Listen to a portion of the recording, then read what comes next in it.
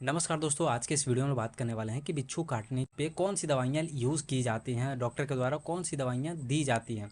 Generally देखिए आजकल के डेटों में क्या होता है कि बिच्छू काटने पे लोग झरवाने चले जाते हैं, तो जी नहीं, ऐसा काम ना करें, ये घातक साबित हो सकता है।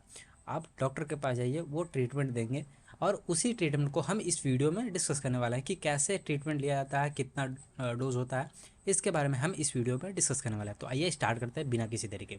दोस्तों देखिए, बिच्छू काटने की दवाइयाँ मतलब कि स्कॉर्पियन ट्रीटमेंट के बारे में हम इस वीडियो में डिस्कस करने वाले हैं।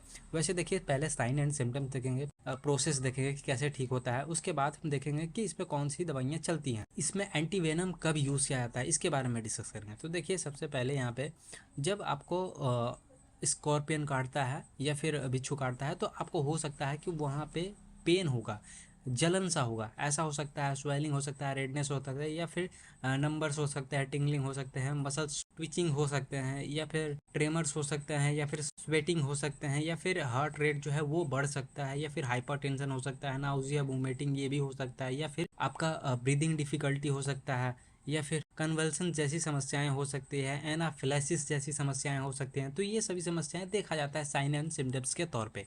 तो देखिए प्रोसीजर क्या है ठीक करने का। तो देखिए सबसे पहले तो अगर आपको काट लिया है तो वहाँ पे वो जो स्टिंग है उसको रिमूव कर दिए। अब स्टिंग क्या होता है, ये जो आप देख रहे हैं यही होता है। ये कहाँ पे होता है, ये बिच्छू के पास होता है। देखिए बिच्छू जब भी काटता है तो ये आगे की अपने मुंहों से नहीं काटता है, मतलब कि यहाँ पे जो आप देख रहे हैं ये इसके द्वारा सपोज दैट पकड़ता है किसी चीज़ों को, तो ये यहाँ से नहीं काटता है, ये सिर्फ ऊपर से दबा सकता है, पकड़ सकता है, लेकिन जो दर्द होता है वो इससे दर्द होता है। यही जो है, यही चीज़ जो है वो मार देता है झटाक से, ये पीछे की ओर फेंकता है और किसी के हाथ पे पैर पे मार दिया तो कुछ इस प्रकार का ये हो जाता है।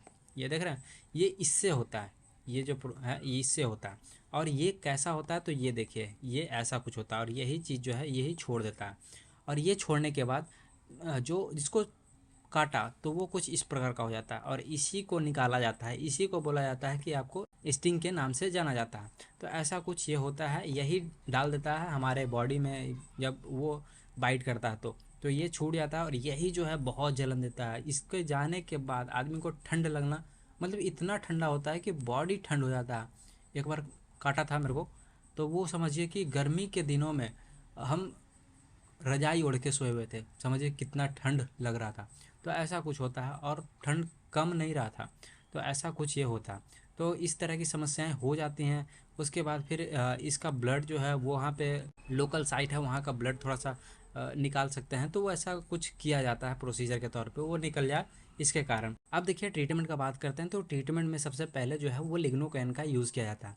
लिग्नोकेन जो कि आपको पता है ज़ाइलोकेन 2% के नाम से ये अवेलेबल होता है मार्केट में, इसका यूज़ करता है। ये काम क्या करता है, ये सुन्न करने का काम करता है, जहाँ पे काटा है वहाँ पे लगाने के बाद वो सुन्न हो जाता है, तो ये काम करता है पहला। दूसरा जो है ये कॉन्ट्रामल इंजेक्शन है, इसका यूज़ किया जाता है जो कि दर्द जो है वो ख़त्म हो जाए। ये ट्रामाडोल हाइड्रोक्लोराइड इसका कॉम्पोजिशन होता है और ये मिला होता है 100 mg के स्ट्रेंथ में अवेलेबल होता है। तो इसका यूज़ किया जाता है, ये IV या फिर IM सबक्यूटेनियस भी यूज़ किया जाता है। तो ऐसे इसका यूज़ किया जा सकता है। वैसे IV जब भी चलता है तो इसको इन्फ्यूज़न के रूप में दिया जाता है, IV इसको नहीं चलाना चाहिए। जनरली कोई भी दर्द का दवा है उसको IV नहीं दिया जाता। और ये जो है इसको मसल्स में ही दिया जाता है लिग्नोकेन को। इसको कभी भी भेन में ना जाए, अगर भेन में चला जाएगा तो हो सकता है कि पैरालिसिस भी मार सकता है, ऐसा हो सकता है, या फिर पेशेंट कोमा में जा सकता है। ऐसी समस्याएं हो सकती हैं इस इंजेक्शन को लेने के बाद, वेन में लेने के बाद। तो इसको मसल्स में ही देख दिया जाता है और चेक करके दिया जाता है कि कहीं भेन तो नहीं ना वहाँ पे, ऐसा कुछ होता है ये। और यहाँ पे एक प्राइमाकोट है जो कि 100 mg के स्ट्रेंथ में अवेलेबल है। ये एक स्टेरॉयड है, ये इसमें मिला हुआ है हाइड्रोकोर्टिसोन, इसका कॉम्पोजिशन होता है। ये जो है ये आपके सूजन को, इन्फ्लामेशन को कम करने में मदद करता है। और एक और जो है ये पैराजोसिन के नाम से है, ये आपके ब्लड को के हार्ट बीट को वो कम करने का काम, मतलब कि आपके ब्लड प्रेशर जो है जब हाई हो जाता है तो उसको कम करने का, मतलब कम करने का काम करता है, नियंत्रण करने का काम करता है। तो ऐसे में इन चारों दवाइयों का यूज़ किया जाता है। अगर इनसे ठीक हो जाता है सपोज दैट, तो फिर कोई दिक्कत नहीं है। अगर इनसे नहीं ठीक होता है और पेशेंट और भी थोड़ा सा गड़बड़ाए हुए हैं तो आप तो फिर इसका यूज़ किया जाता है। ये है फोर्टविन 1 mg का। ये जो है ये एक एनाल्जेसिक मेडिसिन है, इंजेक्शन है। इसका यूज़ जो है वो दर्द को निवारण करने के लिए किया जाता है। उसके साथ आरएल भी यूज़ किया जा सकता है जब किसी पेशेंट को डिहाइड्रेशन जैसी समस्याएं हो जाए। क्योंकि जब ये काटता है तो काटने के बाद पसीना आना स्टार्ट हो जाता है, और पसीना जब भी आएगा तो आप समझिए कि डिहाइड्रेशन जैसी समस्याएं हो सकती हैं। और डिहाइड्रेशन हुआ तो समझिए कि बॉडी का इलेक्ट्रोलाइट सारा लॉस हो जाता है, इधर उधर गड़बड़ा जाता है। तो इस समय इसका यूज़ किया जाता है, बहुत अच्छा काम करता है ये। उसके बाद फिर एक है डेपेंसिटी।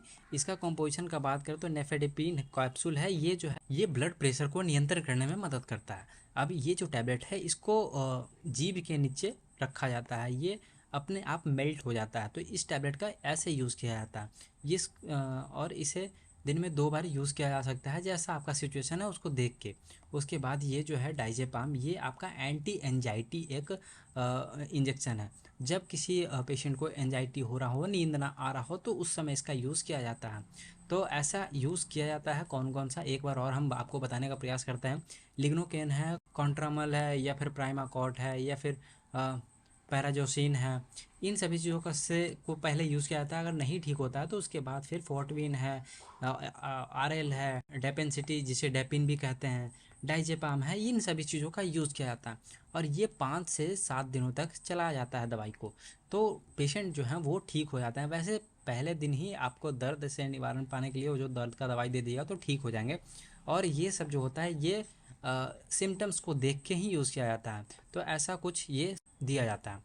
आई होप कि आपको समझ में आएगा। जब पेशेंट इससे भी ना सुधरता है तब फिर उसे हायर सेंटर में रेफ़र किया जाता है। हायर सेंटर में क्या होता है कि जब उसे प्रॉब्लम हो रहा हो सांस लेने में, हार्ट बीट बढ़ गया हो, तो सांस लेने में जब प्रॉब्लम होता है तो उससे पहले ऑक्सीजन का सप्लाई दिया जाता है। देखिए ऑक्सीजन क्या है कि उनको सांस लेने में थोड़ा मदद होता है। उसके बाद फिर उसे जब ज़्यादा कंडीशन ख़राब होता है, देखिए बिच्छू भी जो है एक प्रकार का नहीं होता है, बहुत प्रकार के होते हैं। कोई बिच्छू अगर आपको काटेगा तो कुछ नहीं होगा, लेकिन कोई कोई बिच्छू ऐसा भी होते हैं जो काट लिए तो समझिए कि आपका हॉस्पिटल पहुंचना निश्चित है। बहुत गहरा उनका विष होता है।